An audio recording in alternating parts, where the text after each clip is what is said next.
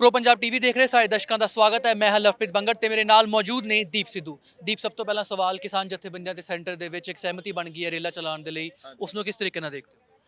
ਦੇਖੋ, ਦੇਖਣਾ ਤਾਂ ਆਈ ਆ ਵੀ ਅੱਜ ਅਸੀਂ ਇੱਕ ਲੜਾਈ ਲੜ ਰਹੇ ਹਾਂ, ਫੈਸਲਾ ਕੁਨ ਲੜਾਈ ਆ।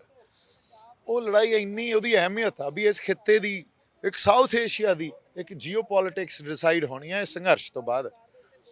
ਔਰ ਜਿਹੜੀ ਧਿਰ ਦੇ ਖਿਲਾਫ ਅਸੀਂ ਲੜਾਈ ਲੜ ਰਹੇ ਹਾਂ ਉਹ ਬੜੀ ਹੰਕਾਰੀ ਹੋਈ, ਬੜੀ ਐਰੋਗੈਂਸ ਉਹਨਾਂ 'ਚ ਜਿਹੜੀ ਆ ਉਹ ਬਹੁਤ ਵੱਡੀ ਆ, ਹੰਕਾਰ ਆ ਬਹੁਤ ਵੱਡਾ। ਹੁਣ ਅਸੀਂ ਜੇ ਉਹਨਾਂ ਅੱਗੇ ਝੁਕ ਗਏ ਤਾਂ ਉਹਨਾਂ ਨੇ ਅਗਲੀ ਜਿਹੜੀ, ਤੁਸੀਂ ਇਹ ਦੇਖ ਲਓ ਵੀ ਉਹਨਾਂ ਨੇ ਕਿਹੜਾ ਰੁੱਖ ਅਖਤਿਆਰ ਕਰਨਾ ਨਾ, ਉਹ ਇਦੋਂ ਵੀ ਖਤਰਨਾਕ ਹੋਊਗਾ। ਤੁਸੀਂ ਝੁਕਣ ਦੀ ਗੱਲ ਕਰ ਰਹੇ ਹੋ, ਪਰ ਸਟੇਜ ਤੋਂ ਤੁਸੀਂ ਇੱਕ ਹੋਰ ਸ਼ਬਦ ਦਾ ਇਸਤੇਮਾਲ ਕੀਤਾ ਸੀਗਾ। ਤੁਸੀਂ ਕਿਹਾ ਕਿਸਾਨ ਜਥੇਬੰਦੀਆਂ ਡਰ ਗਈਆਂ।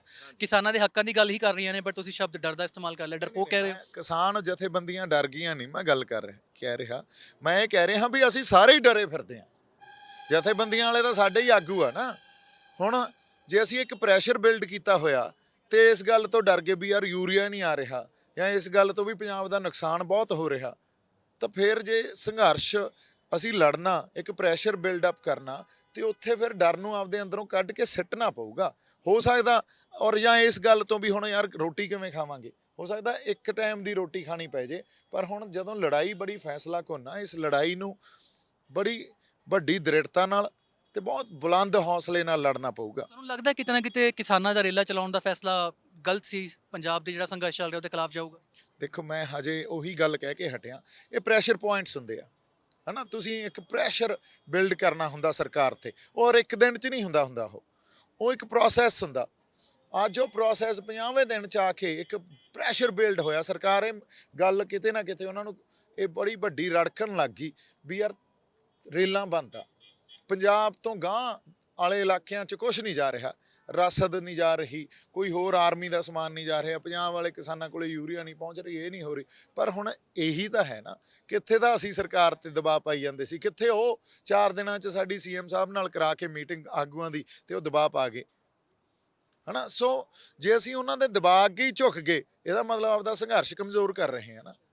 ਅੱਬੀ ਨੂੰ ਤੁਸੀਂ ਕਿਸਾਨਾਂ ਨਾਲ ਜਾਓਗੇ ਦਿੱਲੀ ਘੇਰਨ ਦੇ ਲਈ? ਬਿਲਕੁਲ ਜਾਵਾਂਗੇ ਜੀ। ਤੇ ਜੇ ਤੁਹਾਨੂੰ ਉੱਥੇ ਐਂਟਰ ਨਾ ਕਰਨ ਦਿੱਤਾ ਗਿਆ, ਲਾਠੀਚਾਰਜ ਵੀ ਹੋ ਸਕਦਾ ਹੈ, ਕਿਉਂਕਿ ਦਿੱਲੀ ਦੇ ਵਿੱਚ ਜਿਸ ਤਰੀਕੇ ਦੇ ਬਿਆਨ ਆ ਰਹੇ ਆ ਕਿ ਕੋਰੋਨਾ ਬਹੁਤ ਫੈਲ ਰਿਹਾ ਹੈ, ਉਸ ਚੀਜ਼ ਨੂੰ ਲੈ ਕੇ ਤਿਆਰ ਹੋ? ਤਿਆਰ ਹਾਂ ਜੀ, ਆਉਣ ਤੋਂ ਫਿਰ। ਹੁਣ ਤਾਂ ਅਸੀਂ ਤਾਂ ਉਹੀ ਆ ਵੀ ਮਾਲੂਮ ਹੈ, ਹमें ਮਾਲੂਮ ਹੈ ਕਿ ਦੁਸ਼ਮਨ ਵੀ ਕਮ ਨਹੀਂ, ਪਰ ਹਮਾਰੀ ਤਰ੍ਹਾਂ ਹਥੇਲੀ ਪੇ ਜਾਨ ਥੋੜੀ ਹੈ। ਸੋ ਗੱਲ ਉੱਥੇ ਆ ਗਈ ਆ ਵੀ ਕੋਈ ਨਹੀਂ, ਆਉਣ ਤੋਂ ਹੁਣ ਭਜਦਿਆਂ ਨੂੰ ਆਉਣ, ਫਿਰ ਇੱਕੋ ਜਿਹੇ ਹੀ ਹੋਣਗੇ। ਜੇ ਕਿਤੇ ਉਹ ਇਹ ਗਲਤੀ ਕਰਦੇ ਆ ਨਾ, ਤਾਂ ਜੜ, ਜਿਵੇਂ ਗੁਰੂ ਸਾਹਿਬ ਨੇ ਕਿਹਾ ਸੀ ਨਾ, ਜੜ ਪੱਟੀ ਜਾਊ ਇਸ ਸਲਤਨਤ ਦੀ, ਤੇ ਉਹਨਾਂ ਨੇ ਤੀਰ ਨਾਲ ਆਏ ਘਾਹ ਪੱਟਤਾ ਸੀ। ਇਹ ਉਹ ਗੱਲ ਹੋਊਗੀ, ਤੇ ਉਹ ਗੁਰੂ ਸਾਹਿਬ ਦੇਖ ਰਹੇ ਆ ਸਾਨੂੰ। ਅਸੀਂ ਤਾਂ ਉਹਨਾਂ ਦੇ ਊਟ ਆਸਰੇ ਲੈ ਕੇ ਜਾਣਾ, ਤੇ ਉਹਨਾਂ ਤੇ ਸਾਨੂੰ ਭਰੋਸਾ। ਉਸ ਤੋਂ ਬਾਅਦ ਜੋ ਹੁੰਦਾ ਫਿਰ ਦੇਖੀ ਜਾਊ। ਦੀ ਪ੍ਰੋ ਪੰਜਾਬ ਟੀਵੀ ਤੇ ਹੀ ਕੁਝ ਸਮੇਂ ਪਹਿਲਾਂ ਕਿਸਾਨ ਆਗੂਆਂ ਨੇ ਇੱਕ ਬਹੁਤ ਵੱਡੀ ਗੱਲ ਕਹੀ ਸੀ। ਉਹ ਕਹੇ ਸੀ ਕਿ ਦੀਪ ਤਾਂ ਸਾਡੇ ਨਾਲ ਇੱਕ ਤਰੀਕੇ ਨਾਲ ਚੱਲੇ ਹੀ ਨਹੀਂ ਰਿਹਾ, ਦੀਪ ਤਾਂ ਆਪਣੇ ਅਲੱਗ ਰਾਹ ਚੜਿਆ ਹੋਇਆ। ਸ਼ੰਭੂ ਮੋਰਚੇ ਨੂੰ ਲੈ ਕੇ ਉਹਨਾਂ ਨੇ ਕਿਹਾ ਸੀਗਾ ਤੁਸੀਂ ਕਿਸਾਨਾਂ ਦੇ ਨਾਲ ਹੀ ਹੋ, ਏਕਾ ਨਜ਼ਰ ਨਹੀਂ ਆ ਰਿਹਾ। ਸ਼ੰਭੂ ਮੋਰਚਾ ਇੱਕ ਅਲੱਗ ਪਾਸੇ ਹੈ, ਕਿਸਾਨ ਜਥੇਬੰਦੀਆਂ ਵਿੱਚੋਂ ਵੀ ਇੱਕ ਜਥੇਬੰਦੀ ਹਾਲੇ ਟ੍ਰੇਨਾਂ ਚਲਾਉਣ ਦੇ ਹੱਕ ਦੇ ਵਿੱਚ ਨਹੀਂ ਹੈ। ਤਾਂ ਮਾਸ ਮੂਵਮੈਂਟ ਦੇ ਵਿੱਚ ਇੱਕ ਏਕਾ ਕਿਉਂ ਨਜ਼ਰ ਨਹੀਂ ਆ ਰਿਹਾ? ਇਕੱਠੇ ਇੱਕ ਮੰਚ ਤੇ ਕਿਉਂ ਨਹੀਂ ਆ ਪਾ ਰਹੇ ਸਾਰੇ? ਦੇਖੋ, ਪਹਿਲੀ ਗੱਲ ਤਾਂ ਆਪਾਂ ਉਸ ਸੰਘਰਸ਼ ਦਾ ਹਿੱਸਾ ਹੀ ਆ ਨਾ। ਜੇ ਅੱਜ ਮੋਰਚਾ ਲਾਈ ਬੈਠੇ ਆ, ਉਹ ਸੰਘਰਸ਼ ਦਾ ਹਿੱਸਾ। ਇੰਨਾ ਹੀ ਫਰਕ ਆ ਵੀ ਉਹਨਾਂ ਨੇ ਜਿਹੜੀ ਲੀਹ ਖਿੱਚੀ ਸੀ, ਉਹ ਲੀਹ ਖਿੱਚੀ ਸੋਧਾਂ ਦੀ ਤੇ ਰਿਆਇਤਾਂ ਦੀ। ਆਪਾਂ ਉਹ ਲੀਹ ਖਿੱਚ ਕੇ ਪੱਕੀ ਖੁਦ ਮੁਖਤਿਆਰ, ਜਦੋਂ ਤੱਕ ਆਪਦੇ ਫੈਸਲੇ ਲੈਣ ਦਾ ਸਾਡੇ ਕੋਲੇ ਹੱਕ ਨਹੀਂ ਹੋਊਗਾ, ਉਦੋਂ ਤੱਕ ਮਸਲੇ ਹੱਲ ਨਹੀਂ ਹੋਣੇ। ਅਸੀਂ ਉਹ ਵੱਡੀ ਕਰਤੀ, ਬਸ ਇੰਨਾ ਹੀ ਫਰਕ ਆ। ਸੋ ਇਹਦੇ 'ਚ ਜੇ ਕਹੀਏ ਏਕਾ ਨਹੀਂ ਆ, ਤਾਂ ਬਾਈਨਰੀਜ਼ ਜਿਹੜੀਆਂ ਕ੍ਰੀਏਟ ਕੀਤੀਆਂ, ਇਹ ਉਹਨਾਂ ਨੇ ਕ੍ਰੀਏਟ ਕੀਤੀਆਂ, ਇਹ ਲੋਕ ਇਹ ਮੰਨ ਲੈਂਦੇ ਆ। ਪਰ ਇਹ ਬਾਈਨਰੀਜ਼ ਨਾ ਕ੍ਰੀਏਟ ਕਰੋ। ਜੇ ਉਹ ਲੀਵ ਆਪਾਂ ਵੱਡੀ ਕਰਤੀ ਆ, ਤਾਂ ਇਹਦਾ ਮਤਲਬ ਇਹ ਨਹੀਂ ਆਪਾਂ ਉਹਨਾਂ ਦੇ ਵਿਰੁੱਧ ਹੋ ਗਏ, ਉਸੇ ਲੜਾਈ ਦਾ ਹਿੱਸਾ। ਪਰ ਅਸੀਂ ਇਹ ਕਿਹਾ ਵੀ ਇਹ ਇਕੱਲੀ ਆਰਥਿਕਤਾ ਦੀ ਗੱਲ ਨਹੀਂ, MSP ਦੀ ਗੱਲ ਨਹੀਂ, ਪੰਜਾਬ ਦੀ ਹੋਂਦ ਦੀ ਲੜਾਈ ਆ, ਸਾਡੀ ਸੱਭਿਆਚਾਰਕ ਲੜਾਈ ਵੀ ਆ ਇਹ।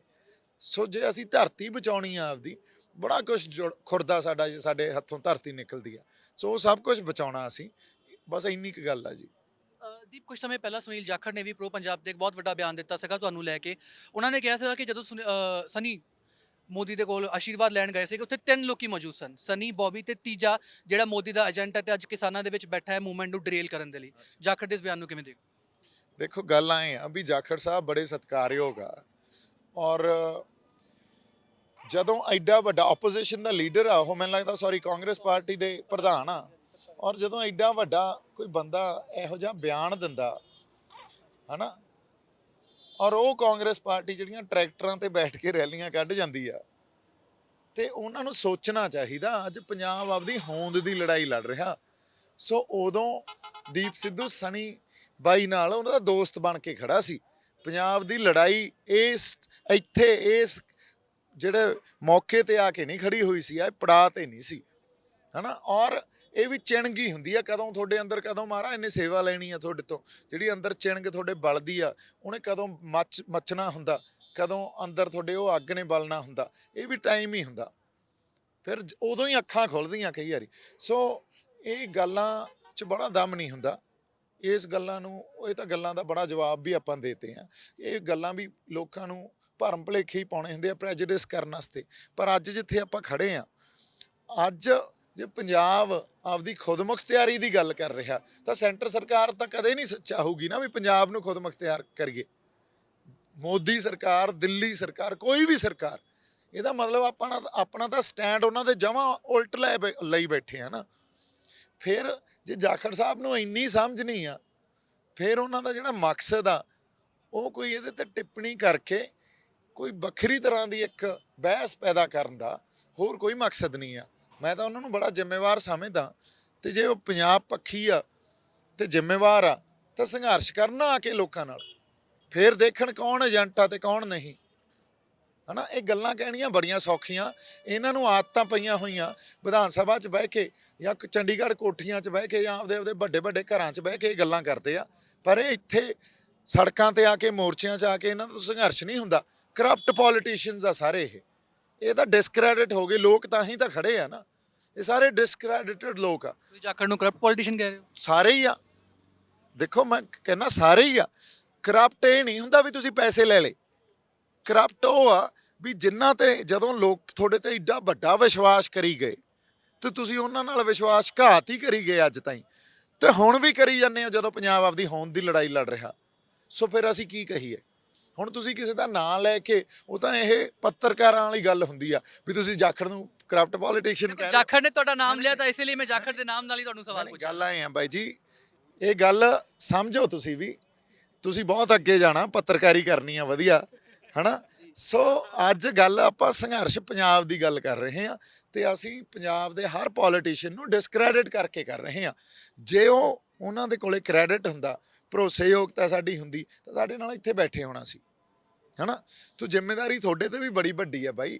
ਅਸੀਂ ਤਾਂ ਉਹਨਾਂ ਨੂੰ ਵੀ ਸਵਾਲ ਕਰਦੇ ਹਾਂ, ਤੁਹਾਨੂੰ ਵੀ ਸਵਾਲ ਕਰਦੇ ਹਾਂ, ਸਵਾਲ ਸਾਡਾ ਕੰਮ ਹੈ। ਇੱਕ ਹੋਰ ਸਵਾਲ ਸੀਗਾ ਮੇਰਾ, ਮਾਫੀ ਚਾਹੂੰਗਾ ਤੁਹਾਨੂੰ ਵਿੱਚ ਕੱਟ ਰਹੇ। ਤੁਸੀਂ ਹੱਲ ਕੀ ਦੇਖਦੇ ਹੋ? ਕਾਨੂੰਨ ਰੱਦ ਕਰਨਾ ਹੀ ਹੱਲ ਹੈ ਕਿ ਕੋਈ ਵਿੱਚ ਦਾ ਰਾਹ ਵੀ ਨਿਕਲ ਸਕਦਾ ਹੈ? ਸੋਧ ਕਰਨਾ ਵੀ, ਸੰਘਰਸ਼ ਕਾਫੀ ਲੰਬੇ ਸਮੇਂ ਤੋਂ ਚੱਲ ਰਿਹਾ ਹੈ, ਇਸ ਦਾ ਨੁਕਸਾਨ ਕਿਤੇ ਨਾ ਕਿਤੇ ਤਾਂ ਪੰਜਾਬ ਨੂੰ ਵੀ ਕਿਸੇ ਹੱਦ ਤੱਕ ਤਾਂ ਹੋ ਹੀ ਰਿਹਾ ਹੈ। ਰੱਦ ਹੀ ਕਰਾਣੇ ਨੇ ਕਿ ਸੋਧ ਨਾਲ ਵੀ ਕੋਈ ਇਸ ਦਾ ਹੱਲ ਨਿਕਲ ਸਕਦਾ? ਨਾ ਤਾਂ ਰੱਦ ਕਰਾ ਕੇ ਹੱਲ ਹੋਣਾ, ਨਾ ਸੋਧ ਕਰਕੇ ਹੱਲ ਹੋਣਾ। ਠੀਕ ਆ, ਅਸਲ ਜੇ ਤਾਂ ਤੁਸੀਂ ਮੇਰੇ ਤੋਂ ਪੁੱਛੋ ਤਾਂ ਹੁਣ ਮੇਰੇ ਤੋਂ ਝੂਠ ਨਹੀਂ ਬੋਲੀਦਾ। ਕਿਉਂ?